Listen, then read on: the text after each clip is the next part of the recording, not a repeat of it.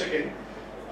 एक शाळेत एक आठवण सांगायची, काटेबाईंना सांगायची होती आणि जोगेकरबाईंची पण एक आठवण होती. पटकन सांगतो की 10वीच्या आधी 2 महिने जोगे, जसं अनेका पण म्हणाली, अनेका गाडगे, की 2 महिने आधी त्यांनी आम्हाला 5-6 मुलांना वेगळ्या एक क्लासेस घेतलेले 2 महिने मराठीचे. त्याच्यात एक पुस्तक होतं, त्याचं नाव मला अजूनही आठवतं, की कवितांविषयी अधिक माहिती वगैरे होती, रसास्वाद म्हणून एक पुस्तक होतं. तर अशी मेहनत घेणारे शिक्षक खरोखर मिळालेच. अर्थात 1-2 जणांचं मी नाव घेतो, पण सगळ्या शिक्षकांचं म्हणजे त्यांनी जे शिकवलं ते अप्रतिम आहे, त्याला काही तोड नाहीये. नंतर दुर्गेश नाईक माझ्या बाजूला 10वीत बसलेला असायचा बेंचवर, आणि तो काहीतरी शाब्दिक कोट्या करायचा. तर काटेबाई संस्कृत शिकवायच्या तेव्हा तो काहीतरी विचित्र काहीतरी बोलून मला नेहमी हसवायचा. जसं झालं इथे नाकाला थोडासा घाम यायचा, तर तो म्हणाला नाकातून तेल मला तेव्हा हसता म्हणजे ते आवडत नसायचं हसू, आणि काटेबाई बघते म्हणून भीती पण वाटायची. अशा अनेक आठवणी आहेत. आणि एकच सांगावंसं वाटलं म्हणजे मराठी शाळेमध्ये आपण जे वातावरण अनुभवलं, मराठी मीडियम असूनही आपलं इंग्लिश चांगलं आहे. इंग्लिश, हिंदी, मराठी जिथे जशी आवश्यक असते तशी ती भाषा आपण वापरतो. आणि माझ्या मुलाला अभिनव विद्या मंदिरमध्ये आहे आणि त्याच्या मराठी मीडियममध्ये, आणि त्याला जेव्हा सोडायला मी किंवा मिसेस म्हणजे बायको जेव्हा आम्ही जात येत असतो, तेव्हा तेच वातावरण आजही आम्हाला तिथे बघायला मिळतं. आणि त्याचं एक समाधान आम्हाला नेहमी जाणवतं की आपण त्या वातावरणापासून दूर गेलेलो नाही आहोत. तसं तर एवढीच एक आठवण सांगायची होती. परत एकदा तुमच्या सगळ्यांचे मनपूर्वक आभार.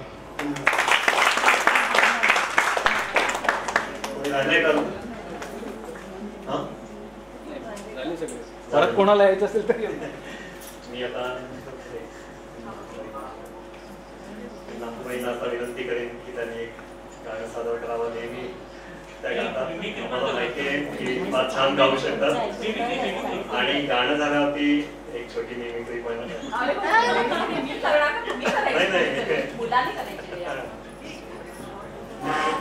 एक मिनिट वेळ थोडंसं बोलायला नाही. गाणं तर सादर करायला मला आवडतं. मी भाव खात नाही, जास्त काही येत नाही, पण मला आवडतं गाणं सादर करायला. त्यापूर्वी नाही, बसून नको, मी म्हातारी नाही झाले अजून. 1 तास काय 2 तास 3 तारखेला आता भूमितीवर लेक्चर देणार आहे. विद्याभूषण आणि त्यांच्या असतं संयुक्त विद्यमाने 2 तासाचं लेक्चर असतं. उभ्याने देते. नाही हो, गंमत केली आत्ताच भेटायला. तुम्ही आदर्श ना आमचे. मला सगळ्यात तुमचं कौतुक आता का करावं असं वाटतं माहिती, सगळ्यांनी ओळख आणि मनोगत सांगितलं ना. मुलींचं तर अक्षरशः शाबासकी मुलींना की करिअर सोडून हाऊसमेकर झाल्यात आणि आनंदाने. किती छान म्हणजे. आणि सासू सासऱ्यांना बघतात. मला वाटतं ही या पिढी कदाचित काय माहित नाही मला, इथपर्यंत शेवट आहे का अजून असं चालू आहे, कारण आम्ही तर आहोत, आम्ही अजूनही आहोत तसे, पण ही पिढी असं सांगते की बापरे एवढ्या करिअरलेस मुली नोकरी सोडली हसत हसत आणि घरी आनंदाने जबाबदारी पार पाडतात. त्यासाठी कौतुक आणि शाबासकी. कारण करिअरिस्ट सगळेच होऊ शकतात हो, पण ही जबाबदारी घेणं फार महत्वाचं आहे. ते मला मनाला भावली ही गोष्ट. अजून एकाने कोणी सांगितलं की मी बायकोला पहिल्यांदा सीए व्हायला, हा स्त्री पुरुष समानता काय वेगळी असते अजून, आणि असे जे आहेत आणि किती छान म्हणजे तू पहिली सीए हो मग मी नाही तर तुझं काय करायचंय ग, तुझ्या नोकरीची पण मला गरज नाही, अशी तुमची इथल्यांची नाही काहींची धारणा असते की जनरली पुरुष हा श्रेष्ठच पाहिजे. कारण पुरुष प्रधान संस्कृतीचा पगडा आपल्या मनावर खूप आहे अजूनही. किती आपण म्हटलं ना नाही नाही स्त्री पुरुष समानता, पण नाही, अजूनही काळ सुधारला नाही. पण तुमच्यासारखे जर का, मी आत्ताच मगाशी जेवताना म्हटलं ह्या किती गोड मुली आणि मुलं आहेत आपल्याला वाढतायत छान असं, म्हणजे ह्यांच्या सासू सासऱ्यांची पण अशीच सेवा करत असतील का असा प्रश्न मी कोलतेबाईंना विचारला. आणि त्याच्यानंतर मग आता ह्यांनी सांगितलंच ना की सासू सासऱ्यांसाठी आम्ही नोकरी सोडली. फार छान वाटलं आणि त्यांचे तुम्हाला आशीर्वाद कायम राहतील आणि तुमची मुलं उद्या फार छान घडतील. आता बोलूयात गाण्याकडे. आणि मिमिक्री वगैरे मी काय नाही, मी कसली मिमिक्री करणार आहे, तुम्ही लोकांनी करायचं. पण मी आता इथे कोणाची करणार, कशी करणार असं आहे ना ते प्रश्न.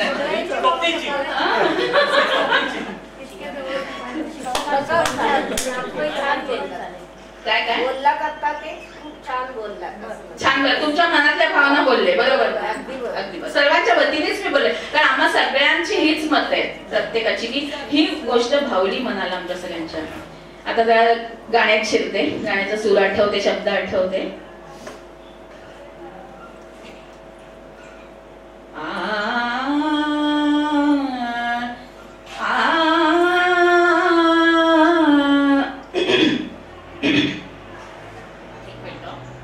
भावना दाटून आल्या तर माझा आवाज चढेल की नाही वाटत नाहीये मला आता.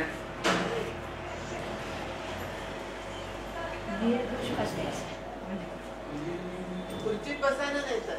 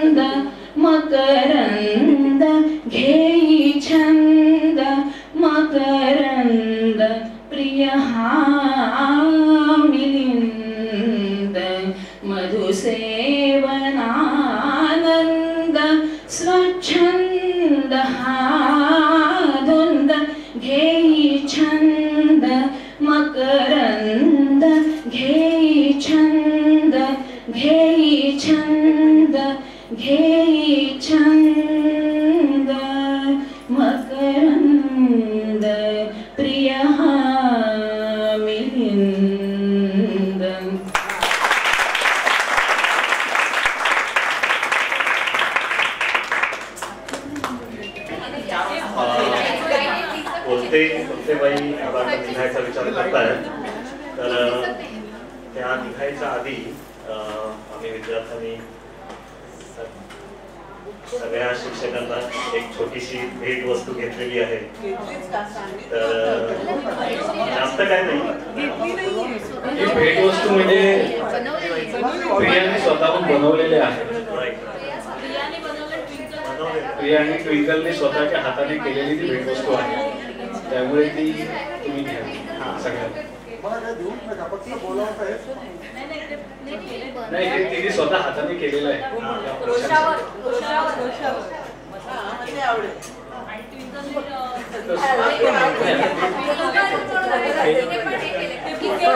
अजून कोण? सुप्रिया, एक तुम्ही द्याल तर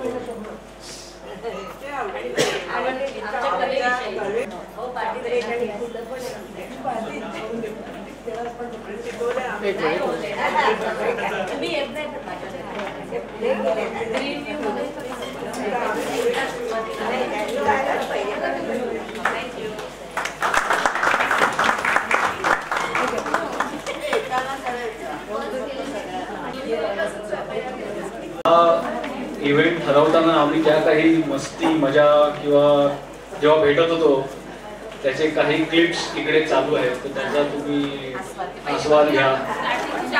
आणि त्यात जर तुम्हाला रश्मीचा केक दिसला तर तो असाच खाऊ नका.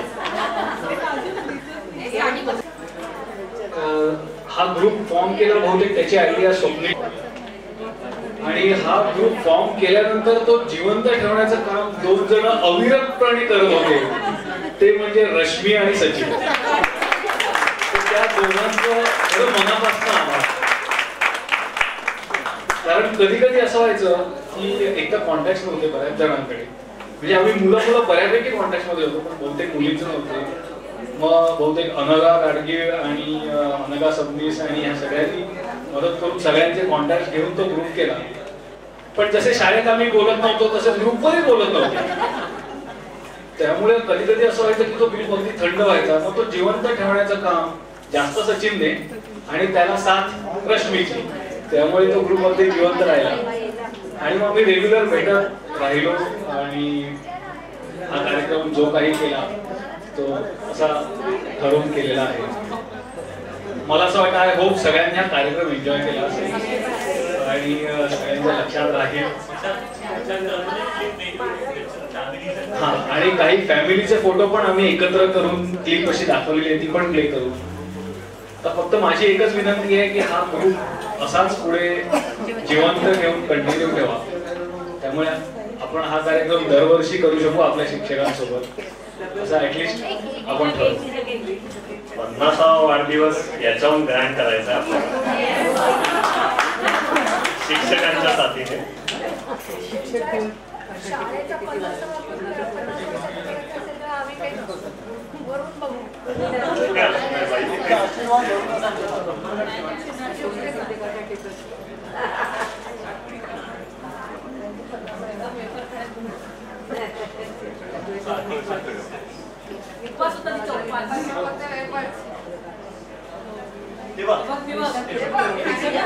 मला आत्ताच सोनालीने सांगितलं की कोरतेबाईंच्या लग्नाचा आज 25वा वाढदिवस आहे.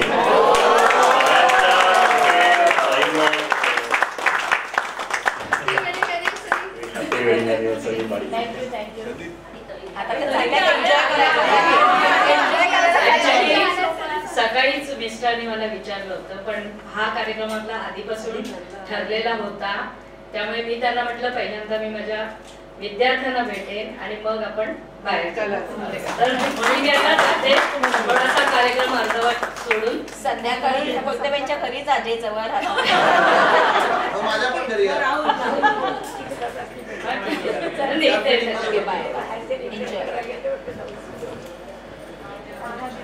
एन्जॉय करा.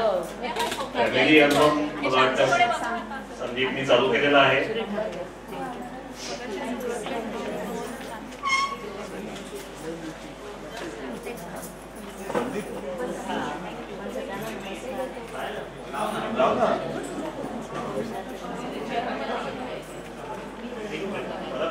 संदीप परत चालू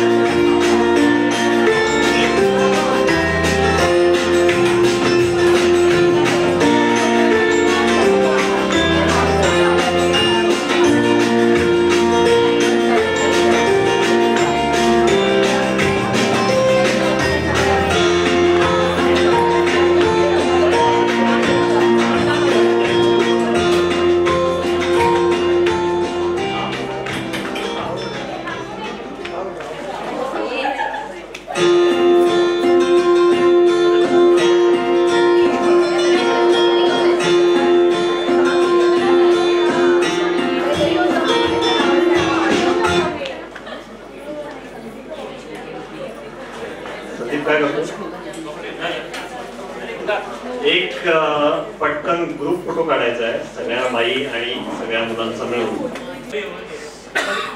हे फक्त हसा आता.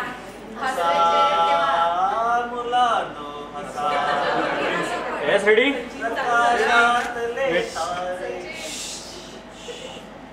येणार नाहीये